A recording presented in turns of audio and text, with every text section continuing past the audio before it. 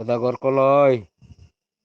nung tuiduni kok samani mungsa siyake joratar di niro he koloi borong no kolu dunia no Sodagor koloi tuidugo jomatia rok tipiap kerui patal kuinano rang ronai kerui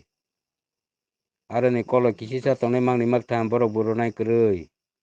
busikade nung jasaba fake news khlaidi bisa saya niro fake news khlaigoi 16 December jagot naklaimani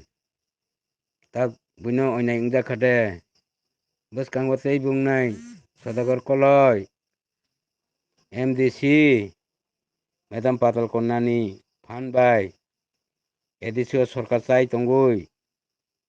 MDC ma khangke nun dunia pok thang kaide niro hai koloi borok dunia no kolnai rok nirok siak ke sini sin tongdi jeng 2014 30 tarik juni sin TPF khaigo bo jagat sin TPF tong to sara tirprani debroma jomatia jotonu ini file record tongo soba TPF khlai jotoni bumung tongo family go khorok bangke khorok bani bumung tongo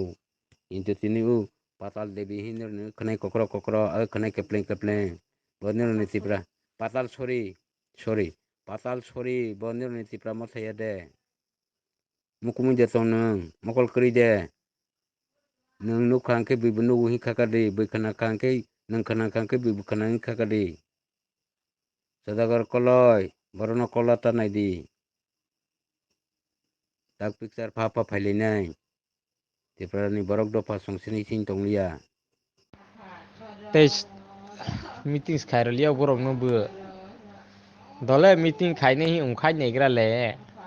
ha meeting khaine hi sorbong area wo khai negra di Sodagor koloi meeting ma khaine de step free product kisur meeting ma khaine de sorbong area wo meeting khairoya sung kama klai meeting khairoliya borok no bu Amarpur division no si tei meeting khairoliya product kisur step free product malik go back sungbo ognai laka sonai borok no tei meeting khairoliya habroliya sini sorbong area ni masa tag ni tini ni wo masa kisa dukomai phaikha tei ma khainai hwnui imango sanu tei tanok sidi himotong tongkhang ke sorbong area o meeting digla khai neigradi sabo ma khainai nailaigrani